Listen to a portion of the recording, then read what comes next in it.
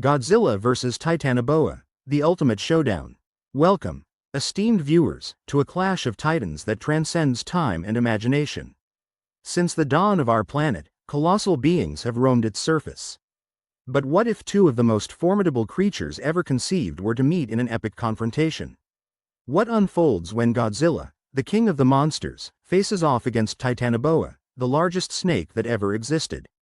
Godzilla, or Gojira, in Japanese, made his grand entrance in 1954, born from the collective anxieties of post-war Japan. Conceived by Tomoyuki Tanaka, Ishiro Honda, and Eiji Tsuburaya, Godzilla was a metaphor, a living embodiment of nuclear devastation. The original film was a poignant critique of atomic warfare, standing at a staggering height that has varied from 50 meters in the Showa era to over 120 meters in recent adaptations. Godzilla's physical presence is unmatched.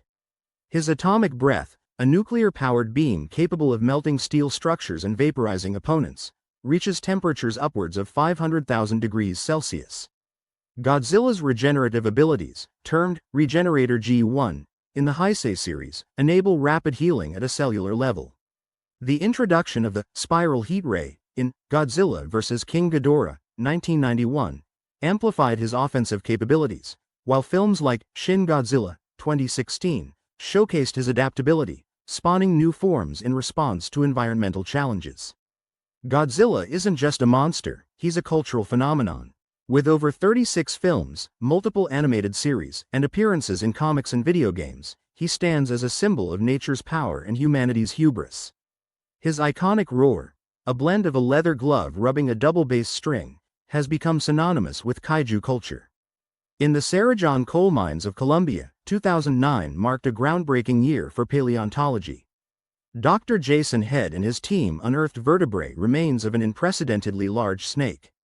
Named Titanoboa cerrejonensis, this behemoth rewrote the record books on serpent size and ecology. Titanoboa stretched an estimated 12.8 to 14.3 meters in length and weighed approximately 1,135 kilograms. That's nearly twice the length of the longest modern reticulated python and several times the mass of the heaviest green anaconda. Its girth spanned over 1 meter, so imagine a snake as wide as a human is tall. Living during the Paleocene epoch, roughly 60 million years ago, Titanoboa thrived in humid, tropical rainforests with average temperatures around 32 degrees Celsius. These elevated temperatures likely facilitated its gigantism due to increased metabolic rates in ectothermic creatures. As an apex predator, Titanoboa likely dominated its ecosystem. Isotopic analysis of fossilized remains suggests a diet consisting primarily of fish and crocodilian species like Cerrejonosuchus. Its immense size would have allowed it to produce constriction forces exceeding 400 pounds per square inch. Imagine a world where advanced genetic engineering and quantum archaeology have blurred the lines between past and present. In a clandestine laboratory deep within the Amazon, scientists successfully cloned Titanoboa using preserved DNA fragments. Concurrently, seismic disturbances hint at Godzilla's awakening. The battleground is set along the confluence of the Amazon River and the Atlantic Ocean, a region where dense jungle meets open water, offering diverse terrain and strategic advantages to both creatures. Enter Dr. Eiko Tanaka, a theoretical biophysicist specializing in megafauna genetics, and Dr. Rafael Morales, a geophysicist studying tectonic anomalies. Governments mobilize elite units equipped with cutting-edge tech. Evacuation protocols dispatch millions, while global networks broadcast the unfolding events in real time.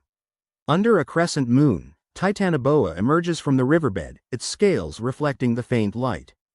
Godzilla strides forth from the ocean. They sense each other's presence. A confrontation is imminent. Without warning, Titanoboa lunges with a velocity exceeding 50 kilometers per hour, aiming to encircle Godzilla's legs. Godzilla emits a ground-shaking roar. The two collide, sending shockwaves that topple trees and send ripples through the Earth's crust. Titanoboa's musculature allowed for constriction forces estimated at 180 kilonewtons. Its cryptic coloration and infrared sensing pits provide stealth and precision. The snake's ability to navigate aquatic and terrestrial habitats gives it strategic versatility. Godzilla's dermal armor, composed of hyperdense biometallic scales, makes him impervious to most physical attacks. His atomic breath operates on a biological nuclear reactor principle. Additionally, his electromagnetic pulses can disrupt electronic devices. Titanoboa's ectothermic nature makes it susceptible to extreme temperatures outside its optimal range. Prolonged exposure to Godzilla's radioactive energy could disrupt its metabolic processes. Conversely, Godzilla's reliance on nuclear energy means that depletion of this energy could weaken him. Amidst the tangled vines and towering canopy, Titanoboa employs guerrilla tactics. Godzilla's massive form struggles with the terrain's constraints. Titanoboa lands a critical blow, biting down on Godzilla's left arm. As the battle shifts toward Belem, a city of over 1.5 million people, Godzilla uses the open spaces to his advantage. He swings a skyscraper like a club, attempting to swat Titanoboa. Panic ensues as buildings crumble. Titanoboa attempts a constrictor vortex, aiming to disorient Godzilla. In response, Godzilla activates his red spiral ray, an enhanced version of his atomic breath. The devastation triggers a chain reaction. Oil refineries ignite, causing massive explosions. Toxic gases release into the atmosphere, creating storm conditions. A torrential downpour ensues, turning battlefields into swamps. Humanity's last resort is unveiled. Project Seraphim, a satellite array capable of harnessing solar energy. The goal is to recharge Godzilla's nuclear reserves. Simultaneously, they deploy cryogenic warheads to slow Titanoboa's movements. The cryogenic blasts lower the temperature by 10 degrees Celsius, affecting Titanoboa. The solar beams enhance Godzilla's energy levels by 15%. However, these interventions strain Earth's ionosphere. In a final gambit, Titanoboa utilizes the city's submerged tunnels to ambush Godzilla from below. Godzilla's energy levels peak, and he enters Burning Godzilla mode. Godzilla releases an omnidirectional nuclear pulse, a shockwave of radioactive energy that obliterates everything within 2 kilometers. The pulse severs Titanoboa's coils. With a final roar, Godzilla collapses to one knee, victorious. The immediate area becomes a quarantine zone. Radiation levels spike, necessitating containment units. Economists predict a global recession. Ecologists warn of a nuclear winter scenario. Dr. Tanaka and Dr. Morales convene at a United Nations summit. This isn't just a battle we've witnessed, Tanaka asserts. It's a symptom of our planet's response to imbalance. Morales adds, we stand at a crossroads where technology, nature, and responsibility intersect. Satellites detect unusual geothermal activity in Antarctica.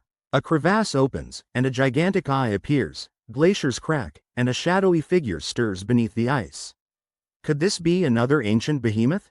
Today, we've delved deep into a theoretical confrontation rooted in science, mythology, and the indomitable spirit of nature. Godzilla and Titanoboa represent forces beyond human control. If this exploration ignited your curiosity, hit that like button. Share your thoughts below on what other epic battles you'd like us to analyze. Perhaps a face-off between Megalodon and the Kraken? As the screen fades, sonar images flash across the screen showing a massive object beneath the Antarctic ice. A low, haunting sound echoes, a tease of what's to come.